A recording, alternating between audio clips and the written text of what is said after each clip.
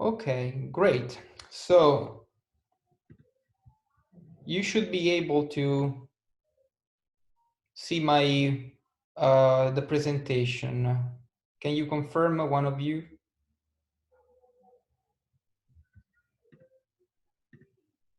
Okay, great. Okay, so as I told you, this is a part of the course that will be treated by me in this month. So probably will be, since we have also the Easter break, will end the first week of May. And as you have done for the orbit determination, you will also have an homework on the attitude determination and control module. So this module is structured in two main tasks. We need to deal with the attitude determination and also with attitude control. I know that you already have discussed in other courses, for example, the dynamical equations that are they're the basis of attitude control and determination. So I'm not going to give you details on that because this was dealt by other courses, but I will reintroduce part of the basic knowledge that we need to know in order to deal with the attitude of the spacecraft. So first of all, what we need to define is what is an attitude, the attitude of the spacecraft. So one of the main tasks when you have a spacecraft in orbit around the planet or around Earth, you need to determine precisely the orientation of the spacecraft, because you have instrumentation on board that could be scientific instrumentation, but also for telecommunication or other kind of tasks. And this kind of instrumentation requires specific pointing requirements. Pointing requirements means that the spacecraft needs to be oriented in a certain way with a very high accurate knowledge. So, for example, let's think about the first satellites that orbited around the Earth. When you needed to point the antenna towards the Earth station, you need to know which is the attitude of the spacecraft, so the orientation of the spacecraft, to have correct communication to ground. So the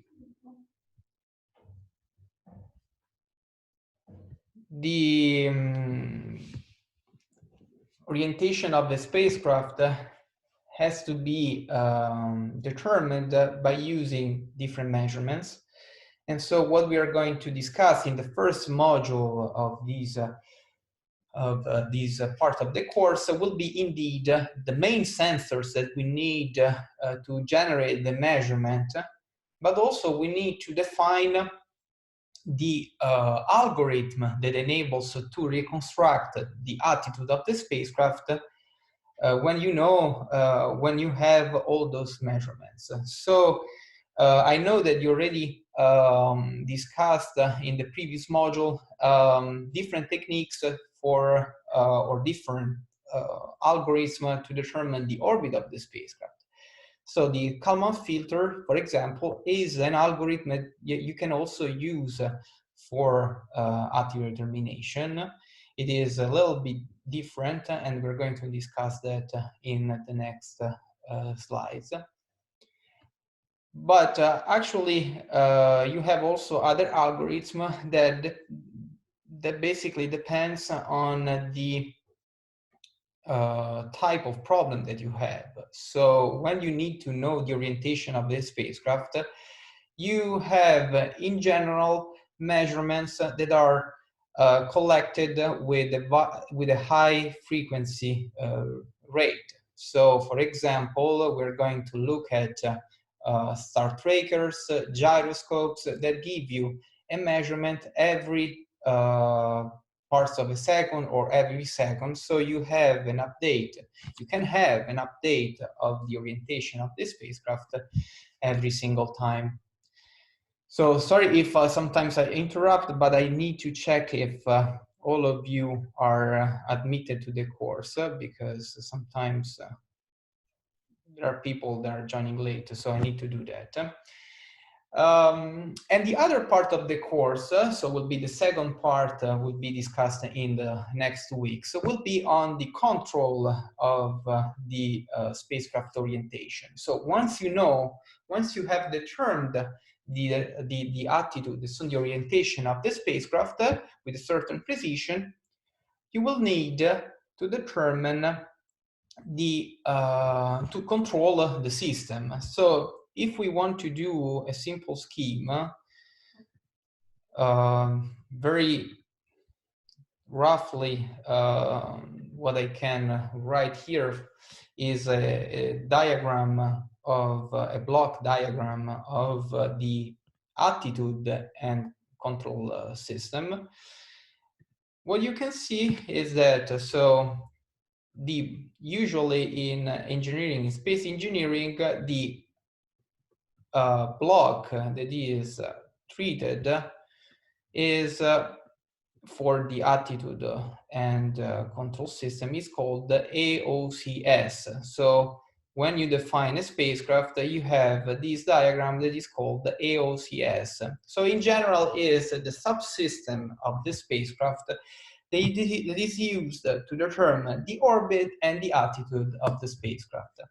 So the O part was already discussed in the previous part of the course. So what we are going to focus on is the attitude control system. And as all the system in aerospace, as we said, we need sensor to determine, in this case, the attitude, and we need also actuators. So specific tools that enables the accurate control of the system. So the main 3 blocks of the AOCS will be indeed, so the first block that we are going to discuss in detail will be the sensors. So I will write down in very slowly, but I will try to talk about that in the meantime. So sensors will be, that we're going to discuss in detail, will be what we call the ST, the star trackers. They are the, of course, the more expensive but much accurate, provide much more accurate measurement of the attitude of the spacecraft, and usually are extensively used in attitude control system of deep space spacecraft. If you are orbiting Earth or yes, the Earth, you have also the ES, the Earth sensors, that are sensors, of course, cheaper, that provides lower accuracies, but on the other hand are really well established in for the attitude control system of a spacecraft in orbit around the Earth, because the Earth represents an object that is always visible from an Earth satellite, and so you can use the orientation, the well-known orientation of the Earth, to reconstruct the orientation of the spacecraft. All of those sensors we are going to see in detail with different examples and in specific with the details and the performance. Another possible sensor is the SS, the sun sensor. Sun sensor, of course, can be used not only for Earth satellites, but also for deep space, because you're able to have the sun always in a certain direction, and so you're able to determine that pretty easily. So the combination of these sensors, of course, especially if you are in deep space, you have, if you are in deep space, you are able to combine, for example, let me see, I need to.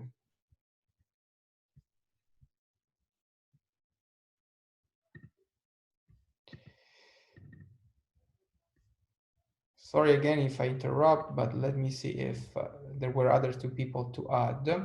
Okay.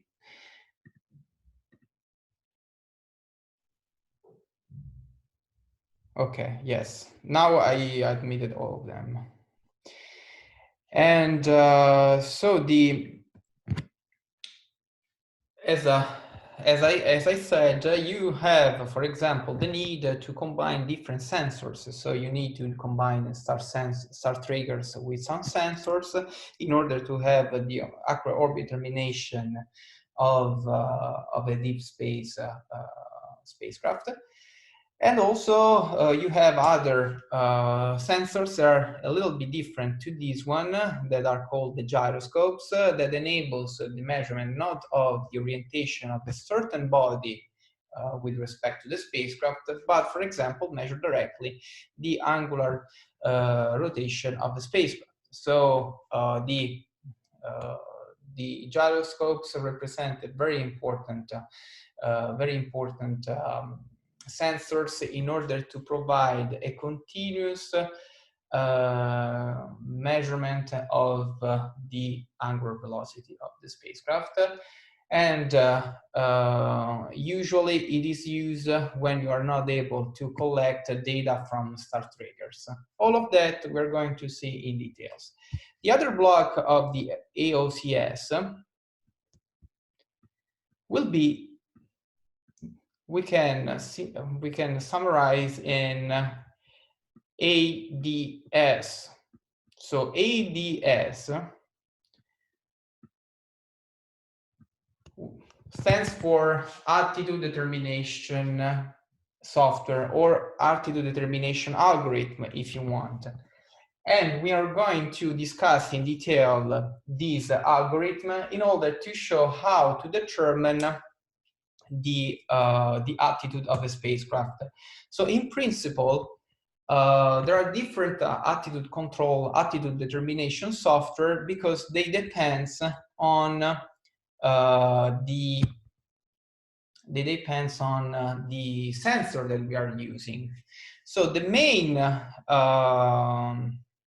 what we are going to see, for example, is that the first method will be, let me go ahead just briefly to show you. It is called the triad algorithm. The other method that will be it is the VABA problem.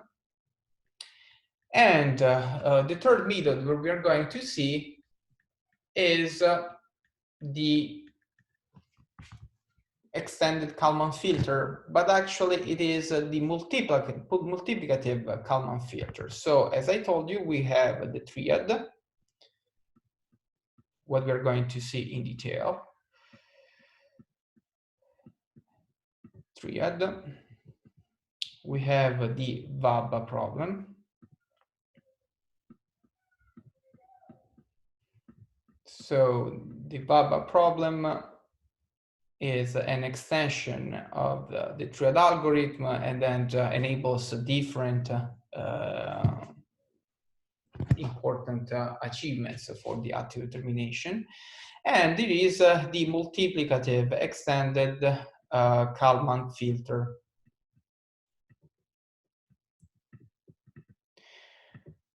Just briefly, since we have not discussed the sensors and the method in detail, so what we are going to see is that the first two methods, especially, so those are the gyros.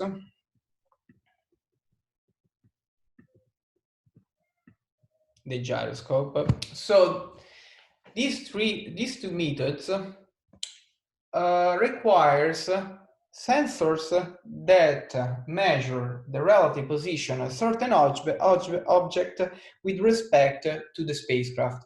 So this first class of sensors indeed enables determination of the stars with respect to the knowledge of the stars that is collected in catalogs in the spacecraft. The Earth sensors also tends to determine the Earth orientation in the body frame of the spacecraft. And you have also the star sensors that basically tends to use the known orientation of the sun to basically determine the orientation of the spacecraft.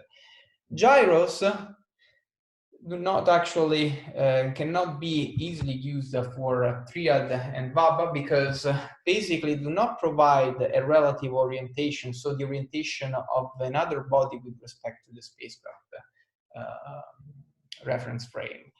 So these two methods will be especially discussed for this category of sensors. If we want to process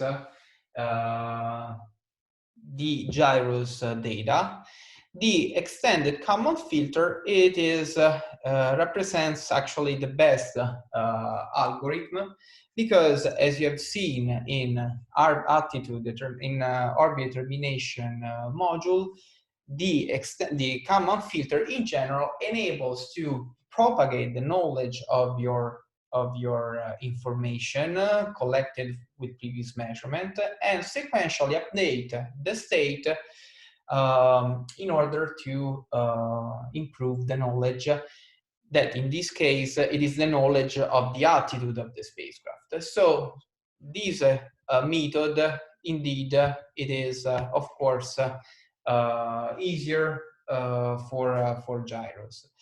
And in the second part of our part of the course will be dedicated to controllers in general. So once you have determined the attitude of the spacecraft with certain sensors and with certain measurements of the attitude, what you're going to do is to discuss controllers. I know that you already have discussed that in other courses, but here will be dedicated especially for attitude. So what we are going to do is trying to determine directly the, so once you know the measurement and you have reconstructed determination, the attitude of the spacecraft, you need to use your actuators to correct your orientation if the attitude of the spacecraft is not what you want or what you require. We are going to see this in detail, of course. So basically, the what ties these blocks will be the observable. So if I remember correctly, in the orbit determination module, you call that Z. So Z will be the measurement that you collect from the star tracker and the air sensor, star sensors, and gyros. You process those measurements in the attitude determination software through Triad, Baba, and extended common filter. And as I told you, each filter, better works for specific measurements. Once you have determined the attitude, and so the attitude will be measured, for example, in quaternions, as we are going to see probably today or tomorrow morning, you need to use the measured quaternions to provide the input to the controller to provide the forces, or in this case, the torques tau, that are necessary to bring the spacecraft to the orientation that you want. So this is the main thing that we want to do. So let's start with the first block, with the first two blocks. So what we need to do now is to determine the orientation of the spacecraft. And here the first few view graphs are focused on the importance of determination and control. I already gave you some examples of those important tasks of a spacecraft, but in general, here are reported other few examples. So the first example that is reported here is that, for example, that you need to know the orientation of the spacecraft when you need to correct the, for example, to provide orbital maneuvers.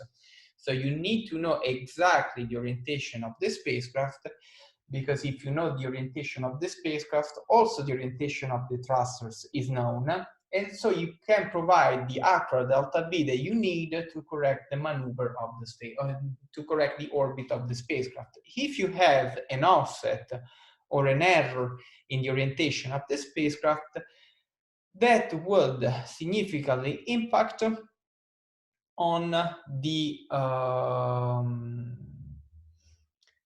the correction of the orbit, and so that will induce a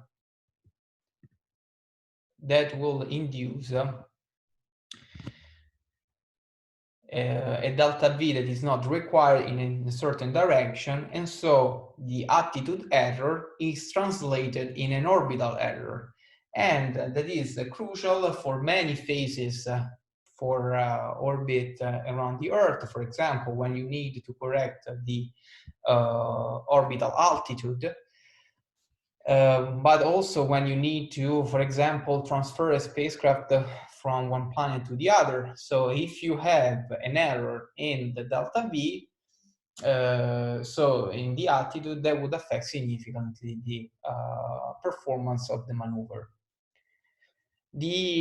Talking regarding the Earth spacecraft, another example is the telecommunication systems. So telecommunication satellites. You have geostationary telecommunication satellite, but also you can have also spacecraft in low Earth orbit. These spacecraft will require different attitude because, of course, will also depend on the dynamics of the spacecraft, the orbital dynamics of the spacecraft. When you are in a geostationary orbit, you need to point towards a specific point of the Earth, and in that case, the passive control could be one of the possible strategy to determine, to basically control the spacecraft attitude. What I mean with passive? Passive is, we can distinguish between passive and active control system when you have an actuator that directly use an actuator. So basically the actuator tends to change the orientation directly of the spacecraft. So for example, also thrusters can be used to change the orientation of the spacecraft by inducing delta V that not only creates a force, but also a torque around a specific center of mass of the spacecraft. The passive control is, for example, obtained through the spinning of the spacecraft. So spinning of the spacecraft is used to increase the stability of the spacecraft in a certain orientation. So if you have a geostationary satellite, you tend to spin the spacecraft in the axis, for example, in the axis of the normal of the orbital plane, in order to increase the stability in that direction. So if you have perturbative torques on the spacecraft, the angle, so the rotation of the spacecraft will be reduced because of the angular momentum of the spacecraft in that particular axis. It is increased thanks to the spinning.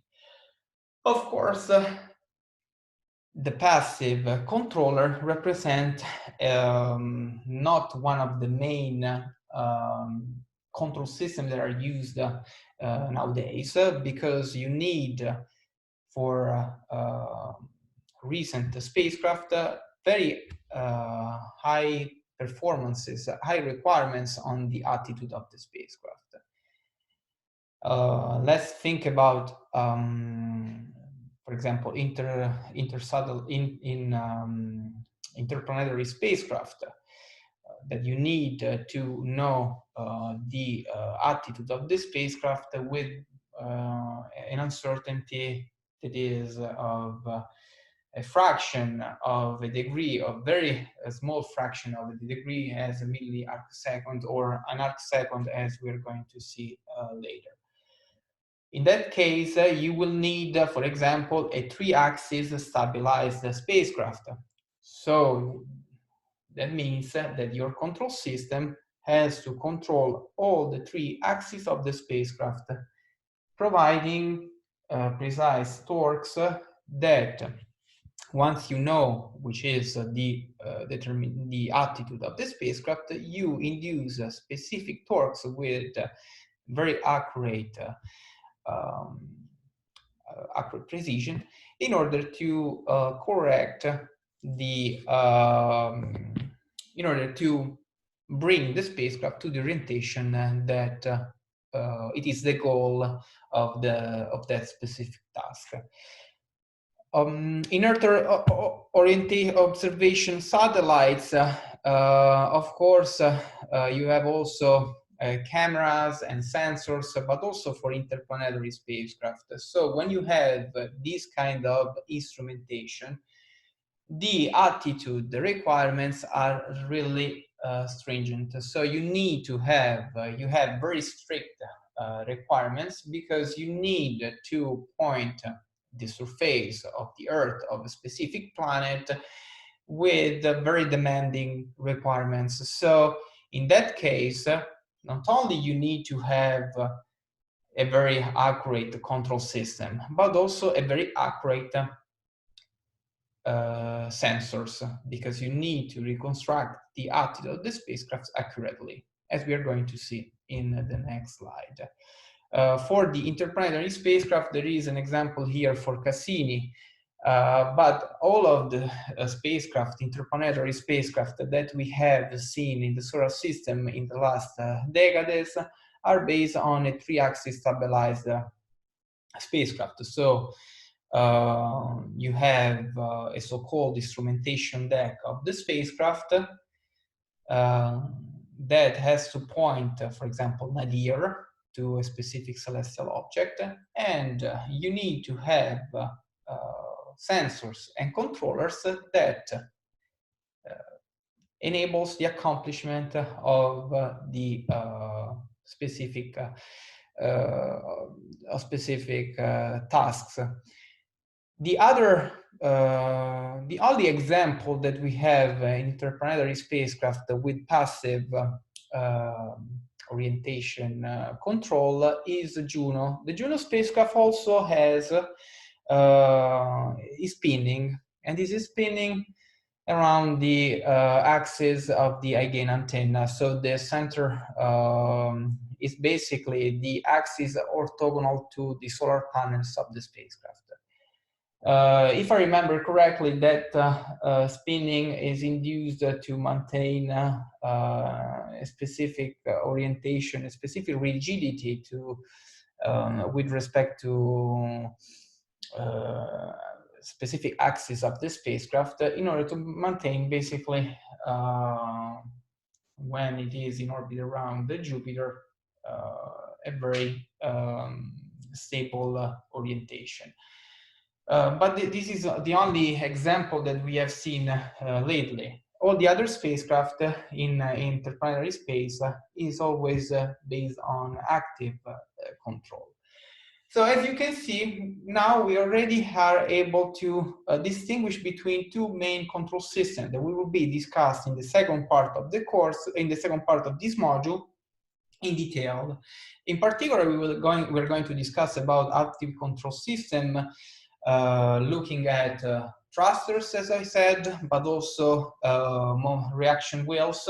So not only reaction wheels, but also control moment gyros and other kind of instruments that enables a precise control of the spacecraft actively. So providing the active variation of the orientation of the spacecraft. The other is the passive. Okay, so let's start with this module. And the first task that we want to do is indeed determine accurately the spacecraft attitude. In order to do that, we're going to look in detail each sensor that we have available for the different kind of mission, but also to the algorithm. As I said, we already have discussed about that, but what we are going to look in detail will be the star trackers, the Earth sensors, sun sensors, and the gyroscopes. The attitude determination and control software will be focused on the 3 methods that I told you. I'm not sure if the Kalman filter we're going to see that in detail, but it is really important because it exploits one of the main property of one of the representation of the attitude that are the quaternions. So, and it is mainly used in the attitude determination of spacecraft, not only for the Earth, but also for the interplanetary spacecraft. And in the second part of the module, we're going to look at different actuators, as I said. Reaction wheels, thrusters, but also magnetic torque rods, in case you have a magnetic field around you, for example, if you have an Earth satellite. One of the important things that we have to stress out here is that each sensor will not be unique, in the sense that you need at least a couple of sensor suite that enables the determination of the spacecraft attitude, because you need to have redundancy. Redundancy, I'm pretty sure that is already a concept that you have seen in other courses, but it's crucial for attitude. You need redundancy not only for sensors, because you need to, if you have basically that one of the sensor is not working properly, you have a backup that basically enables the 3D attitude control anyway. But also for the controllers. We're going to see, for example, one of the problems that occurred for one of the NASA mission, Dawn, that experience a failure of one of the reaction wheels. So what happens if one of the control actuator is indeed failing? That it is one of important concept, because you have to account for redundancy, keeping in mind that you also need to minimize the cost, the mass, the volume of the spacecraft. But before going to this kind of details, we need to start from the basis of attitude. So what we're going to see today and part of the tomorrow lecture will be to reintroduction of the attitude reference frame and also representation. So the first part, so what it is called here coordinate system, is not really a repetition, is an important introduction to how to refer the attitude measurements from your sensor to the spacecraft. So let me try to draw some just a quick sketch of a satellite. I'm not going in drawing anyway on a blackboard, but especially here would be tough, but I will try. So Usually what you have, you can, for example, let's assume only the bus of the spacecraft, right? So you have your the bus of the spacecraft.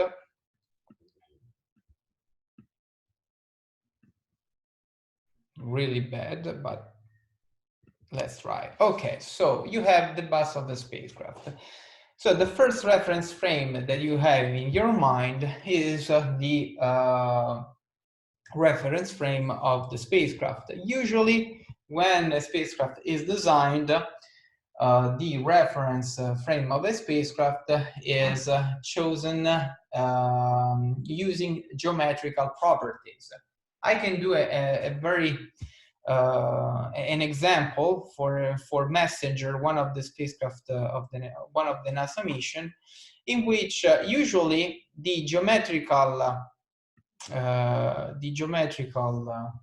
coordinate of the spacecraft is chosen in the center, for example, of this shape here in this box here. For Messenger, one of the NASA mission was not chosen here, but was chosen at the bottom of the spacecraft. So you have to be careful that usually when you look at spacecraft design, yes, the design of a spacecraft, you have to look at the where, I mean, what is the spacecraft reference coordinate system. So usually, as I told you, it is chosen in the center of figure, and the three axes will be the three axes of inertia. So you have these axes here. However, for the attitude, there will be only the final part of your task for attitude determination of the spacecraft. Because usually what you have is that your measurement is not referenced to these spacecraft coordinate system. But in general, a spacecraft has one part that is called instrumentation deck.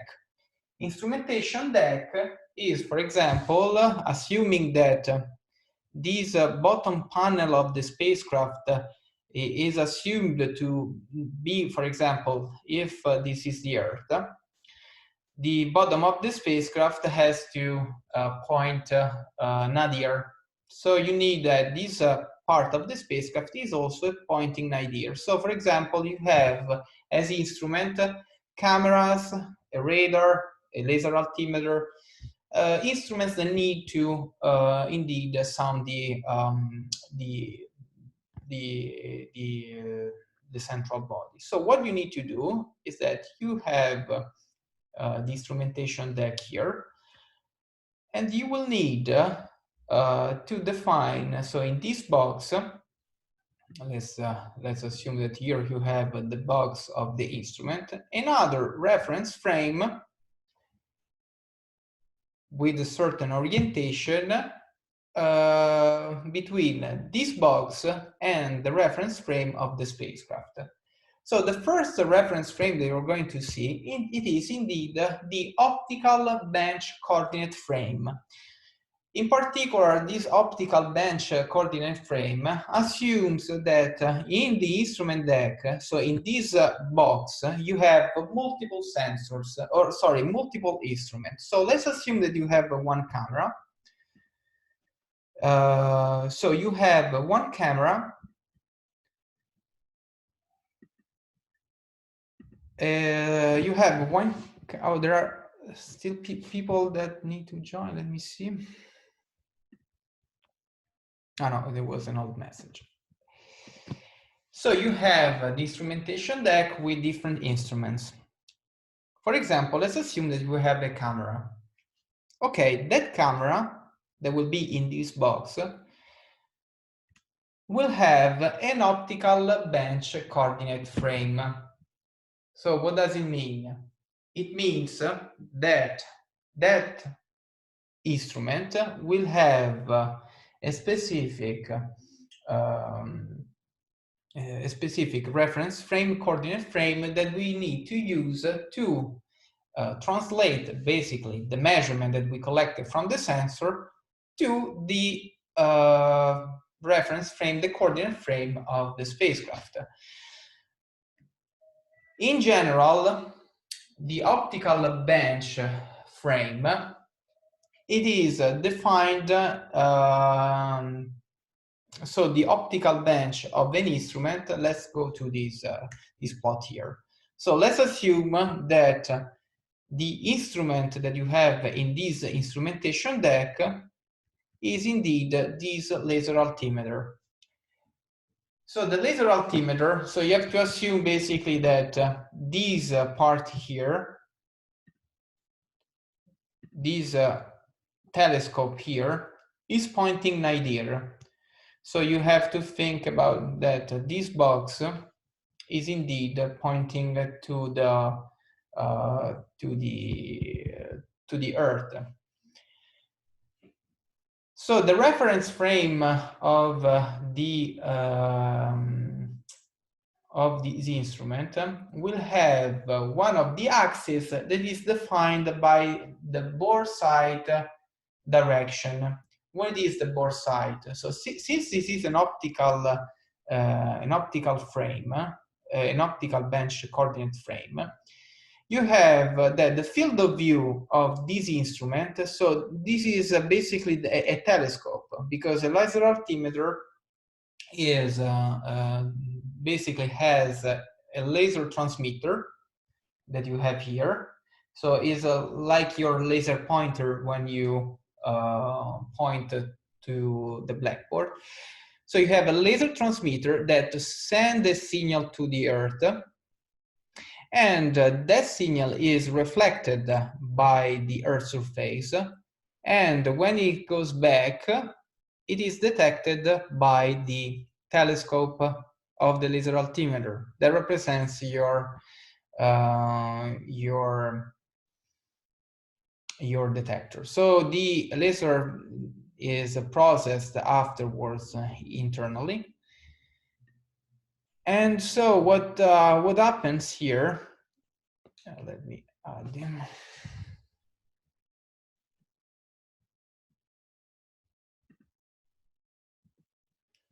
So what happened here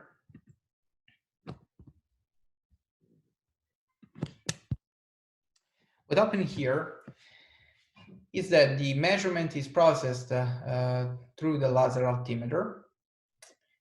And so the main axis of this instrument is indeed this axis here that is called the bore side. So bore side is the axis orthogonal to the field of view of the telescope. So the field of view is this plane here, ZY. The x-axis is the bore side of the instrument. And as you can see, this instrument not only has a telescope in this axis, but also has star trackers with a similar bore side that is pointing on the opposite side, because of course you have to assume that this side of the spacecraft is pointing towards the Earth. The other side will point towards deep space. So you're using star trackers you're using the stars to determine the attitude of this bench, of this instrument. So going back to here, if we have to write here the optical bench frame of the instrument, the X OBF will be this one for a laser altimeter, a camera, or whatever.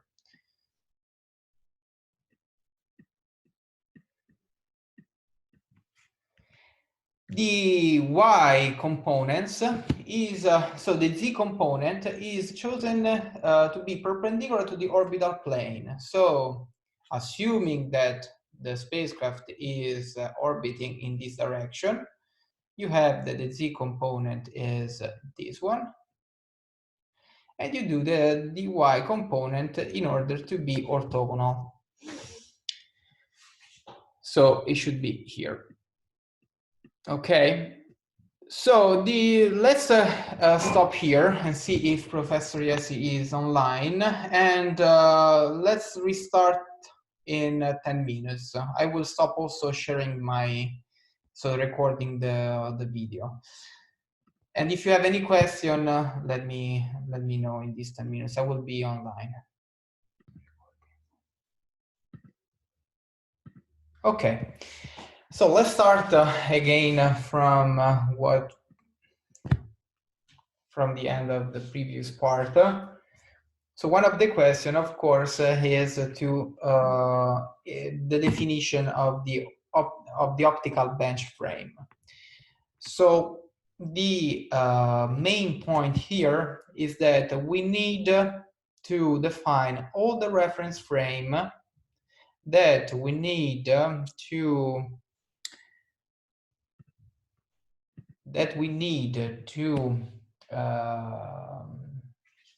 take into account in order to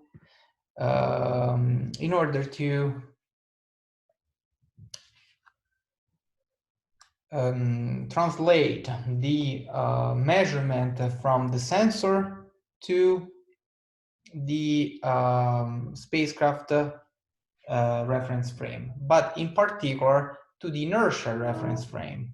Because what we want to know, so our final goal is to determine the attitude of the spacecraft in an inertial reference frame.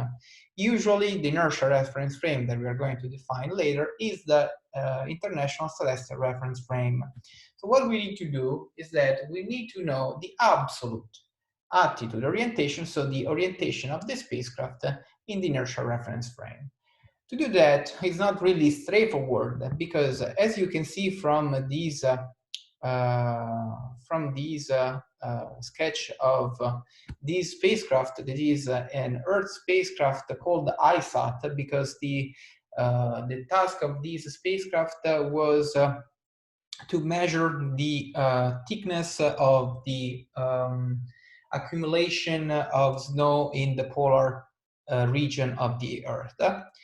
And to determine that, one of the main instruments, or the main instrument, was this laser altimeter. So by using laser altimeter, the main goal was indeed to determine the thickness of the accumulation of snow in the Arctic region. And that's the reason why it is called ISAT, and was a really successful mission, because indeed one of the main tasks was investigate the climate change, so one of the main topic. So let's use this one. So let's use this one as an example to determine the optical bench frame. The reason why here it is clear is because the instrument is an optical instrument. A laser altimeter, as I said before, it consists of a telescope that is your receiver. You have the laser transmitter that send a pulse towards Earth, and this signal is reflected by the Earth's surface, and it is recollected by the telescope. By measuring the time of flight of this signal, we are able to determine the relative distance of the spacecraft from the Earth. So that's the main goal of this instrument. And in order to do that, you need to know accurately the orientation of the spacecraft, because if you have a small error on the instrument orientation or the spacecraft orientation, that would affect significantly your measurement, as we're going to see later. The main important thing is that in order to determine the orientation of the instrument, you have also the sensors on the optical bench frame. That's the reason why this reference frame is really important, because it is already related to the sensor. So as you can see, the telescope is pointing towards Earth, nadir pointing. But as I said, could be also a telecommunication system. In that case, here you would have an again antenna. So the instrument itself doesn't matter. This is only an example. On the other side, usually you have the sensor for the altitude, because if this side of the spacecraft is pointing nadir, the opposite side of the spacecraft is pointing towards the deep space. So if you want to have a star tracker here, this star tracker is pointing to the space, and you are able to look at the stars and use the stars to determine the orientation. In order to have an idea of how that measurement affects the orientation of the spacecraft, you need to know all the reference frame of each component of the spacecraft. So starting from the optical bench frame, and also you will also have the a reference frame of the sensor itself. So we were starting from the optical bench frame. So this bench that contains the sensors and the instrument deck. So both things. So if we want to draw the reference frame of the spacecraft, let's assume that is the center of the spacecraft, the center of figure of the spacecraft. So usually you use that will be the three axes. So one will be towards this direction. The other one could be parallel to the solar panels, and the other one will be along the major axis of the spacecraft. So this is this blue one is the spacecraft, or the spacecraft reference frame, centered to the center of figure of the spacecraft. So since you will have this file recorded, let me now erase this reference system. So this is important because it will be the reference frame of the whole spacecraft. Now we want to start to look at the optical bench coordinate frame, so the reference frame of this deck here. So what you need to, the first thing that you need to use here is indeed the first axis that is called the bore site. So this is the BS, bore site of the instrument. So it is the axis orthogonal to the field of view of the instrument. If you have an antenna, it's exactly the same thing. Will not be called the bore site, but will be the axis of the antenna that is orthogonal to the dish of the antenna, for example. You have this instrumentation deck, so that will be the X OBF axis. So X optical bench coordinate frame. The other two axes will be chosen by using, for example, since it is a 3D stabilized spacecraft, that the Z direction, as you can find in the slides here, is perpendicular to the orbital plane. So, assuming that the spacecraft is orbiting in this direction, so this is the orbital plane, let's assume that Z is this one, okay? So this is ZUBF. It is used only as a convention, so it's not really a very physical meaning. But since you have that the spacecraft is nadir pointing, you have this is XOBF, this is ZOBF, and the third one is chosen to be to form the orthogonal reference frame. So that would be, for example, YOBF. Okay, so now we have defined the orbital, the optical bench frame.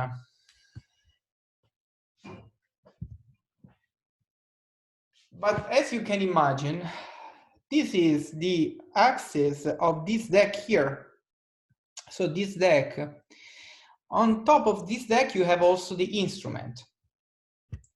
So the instrument that is this one, and you have these sensors. This is a star tracker. This little box with this small, very narrow field of view camera is indeed a star tracker, because needs a very tight, a very narrow field of view in order to observe a specific portion of the sky to redetermine the attitude of the spacecraft. Okay, so what do we have to define now? Since our measurement of the attitude are coming from this sensor here, we need to have also a transformation matrix from this sensor here to the optical bench frame. And from the optical bench frame, we have to go back to the spacecraft reference frame. I know that sounds a little bit chaotic, but this is the way how it is done. Because you need to have, so you have your measurement with respect to the sensor, you need to translate to the optical bench frame, and afterwards to the spacecraft reference frame.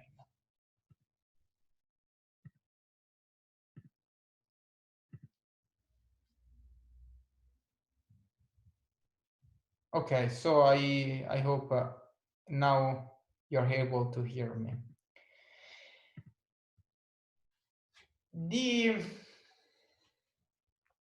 So the main goal, as I told you, is take the measurement from the instrument and reconvert, so using transformation metrics from the sensor to the optical bench frame and to the spacecraft bench frame. So one of your questions could be why we need to know also the reference frame of the instrument. These two should not be exactly the same. Well, are not the same for many reasons, and I will explain why. So the star tracker will have also a bore sight. So this is the bore sight of the instrument, of the sensor. So that was the bore sight of the laser altimeter, but could be the bore sight of the camera. So it is the bore sight of the instrument, of the payload. This one is the bore sight of the star tracker. So it could be confusing, but for sensors, sometimes instead of using X as the axis parallel to the bore sight of the instrument, it is used if I remember correctly in the slides, because I mean, depends on the mission really. So it is called with Z. Let's see. So will not be now the optical bench coordinate frame, but now we are defining the optical sensor coordinate frame. So it is called the SCF, sensor coordinate frame. So Z, that is parallel to the bore sight of the star tracker, will be Z of SCF. So it is the sensor coordinate frame. The other two components, of course, so the main component is always that one. So as you can see here, it is written here for the optical sensor coordinate frame, the ZSCF is aligned to the bore sight direction. Okay, here it is called the BD. Usually you find directly bore sight, so it's not specifically written bore sight direction. Usually you find BS, that means bore sight, or BD, depends on the nomenclature that is used. Anyway, this doesn't matter too much. So the YSCF, so the XCF is towards the orbital normal. So in this case, this is ZCF. Let's assume that those two are parallel, of course. So let's redraw it.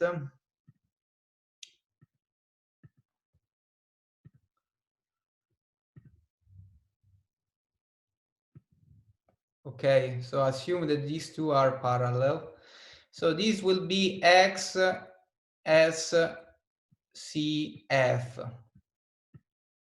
Okay.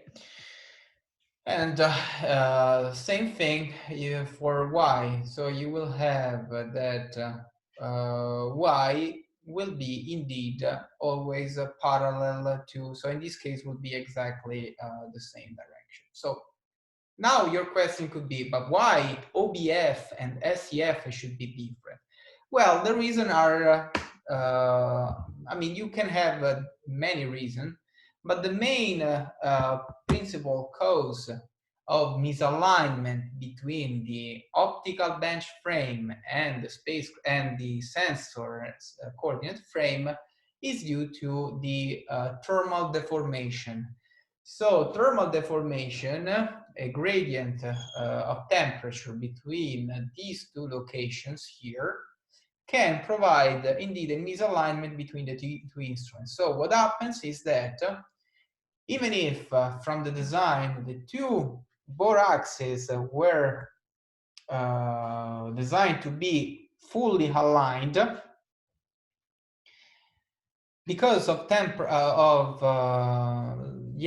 temperature gradient or thermal temperature deformation, what happened here is that the two axes tends to deform and so to have a misalignment. So that would affect your measurement, because if you don't know exactly which is the rotation matrix to go from the SCF to the OBF,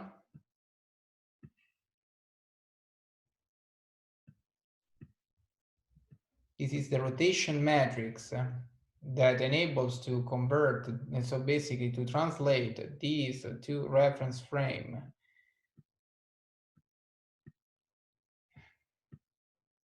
here. It is really straightforward. If you use Euler angles and assume that these two axes are parallel, this R is really simple.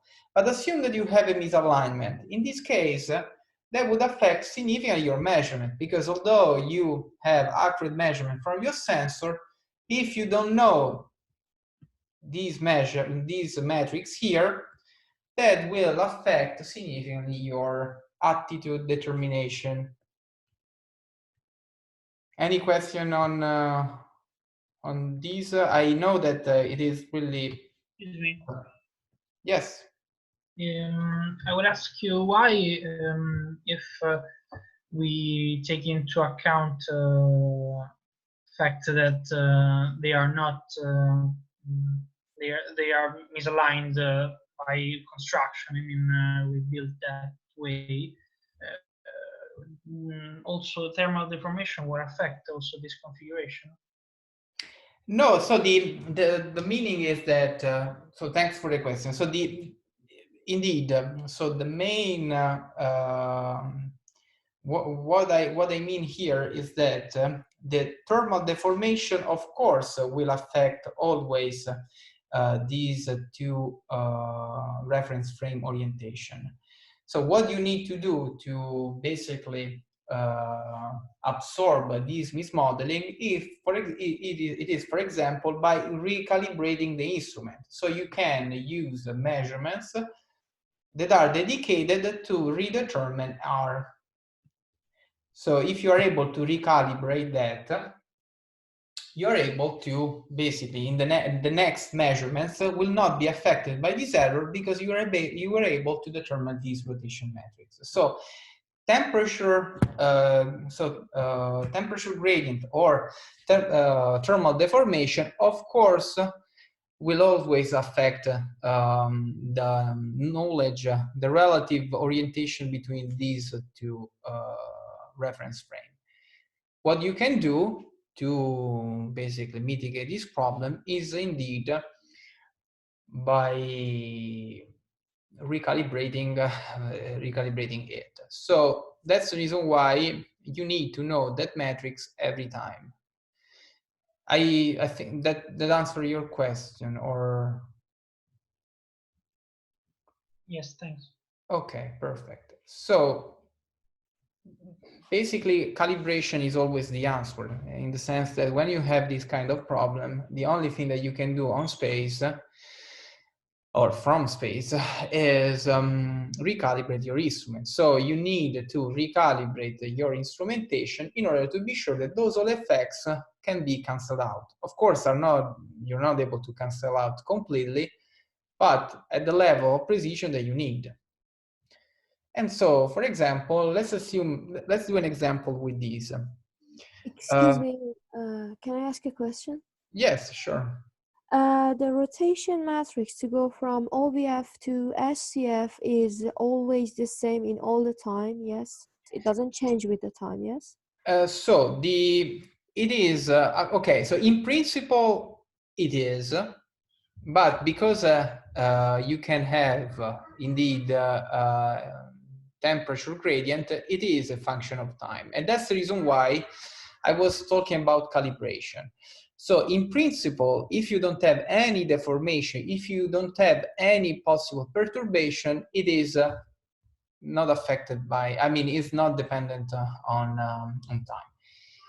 But since you are in space, you have temperature gradient. So for example, let's do a very practical example. Let's assume that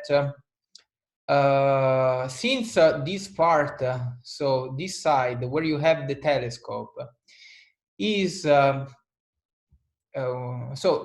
this example shows that now the telescope is pointing the Earth when you have shadow. So when in that point of the Earth you have night. When the spacecraft is going on the other side of the Earth, when you have the daylight, the thermal emission of the Earth will be significantly higher. So that means that the temperature, so that part of the spacecraft will experience an higher temperature with respect to the opposite side. In that case, you have thermal deformation, and so this matrix changes over time. For example, this diurnal effect can be modeled. So you can take into account in your model when you have, for example, that your instrument is pointing towards an hotter point, as for example, Earth during day. And so that would be easy to be. So you will have an expression of this matrix that varies over time because of the thermal deformation. But assume that you are in a deep space, so where you don't have these these periodical, evolution. So you know that after a certain time, you experience an higher temperature, and so you're not able, through a model, to determine the variation of this rotation. In that case, as I said before, you need calibration. So you will dedicate measurements of the instrument only to redetermine these metrics here. So to answer your question, in principle, if you don't have perturbation, deformation, it is fixed over time.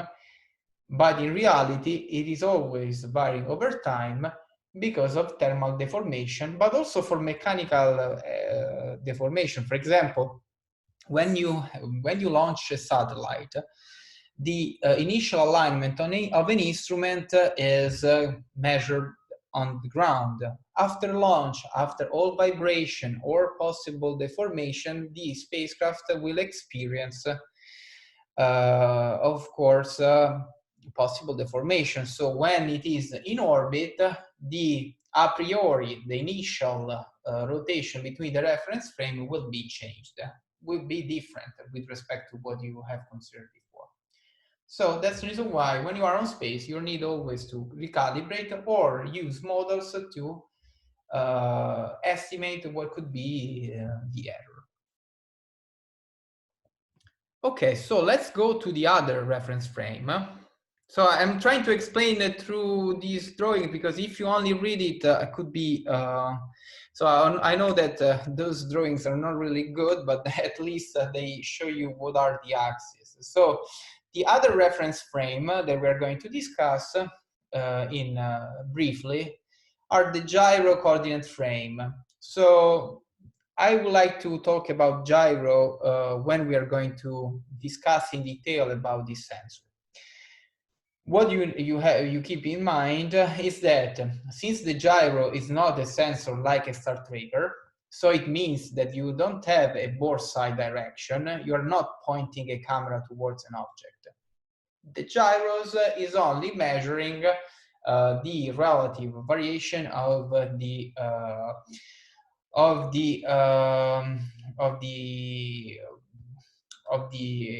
of the sensor, so of the sensitive masses that are rotating within the gyros. So you are not really measuring a relative orientation of the spacecraft, but you are measuring the evolution of the angular velocity. So what could be the reference frame of a gyroscope? Usually what is used, since you have three different elements that enables to have the mapping of the temporal evolution of the angular velocity in three directions, usually you use directly the three axes of the three orthogonal gyroscopes. Usually you don't have only three, because as I told you, you have four. And but anyway, you use three axes of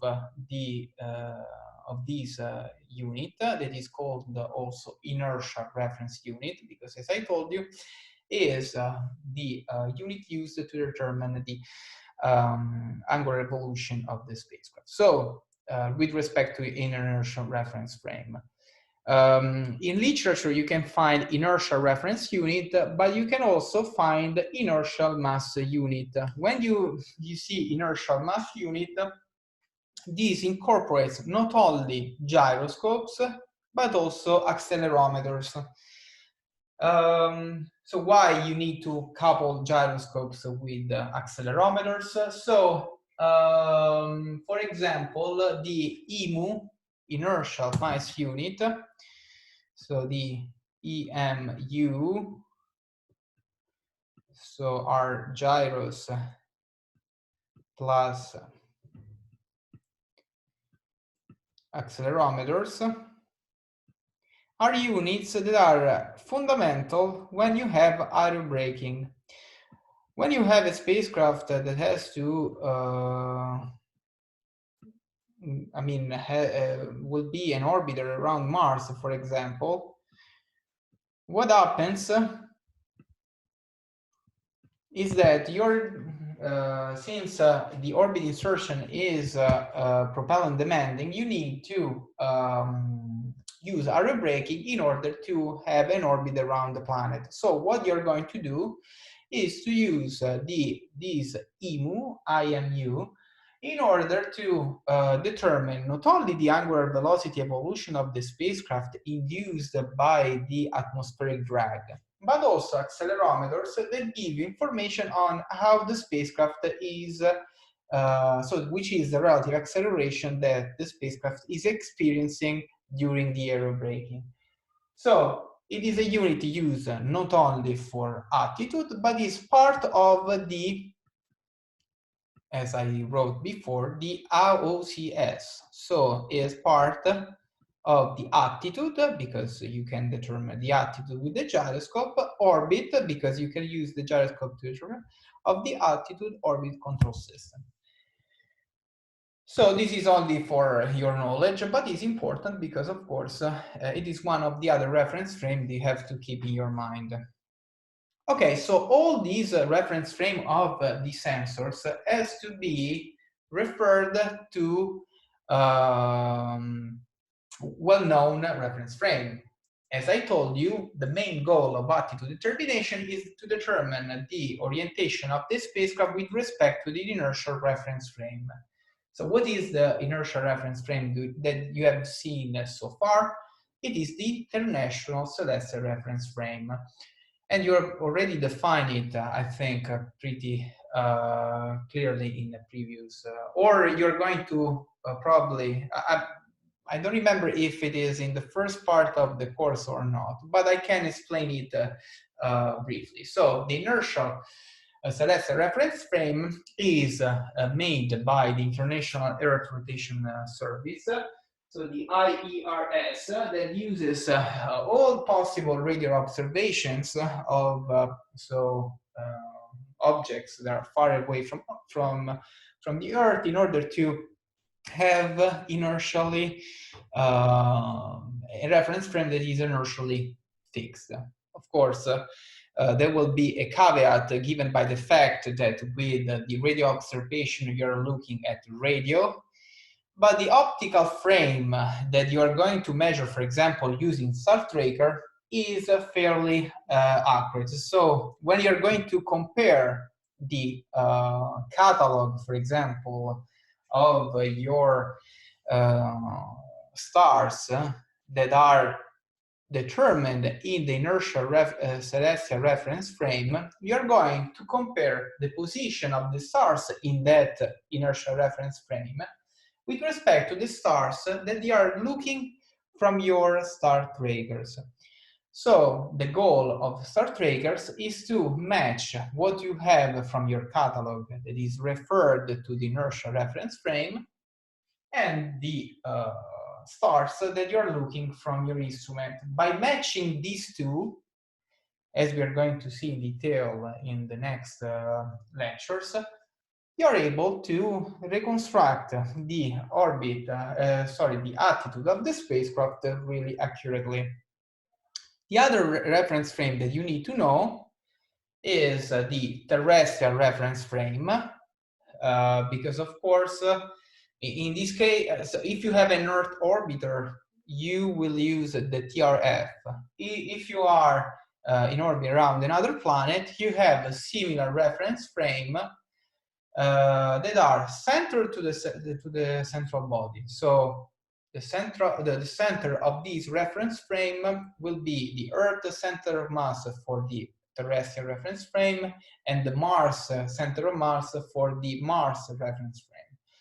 And the main important thing is that these reference frame are body fixed. So it means that the you have that the X, Y, and Z direction are fixed on the Earth. So they move accordingly to the rotation state of the planet.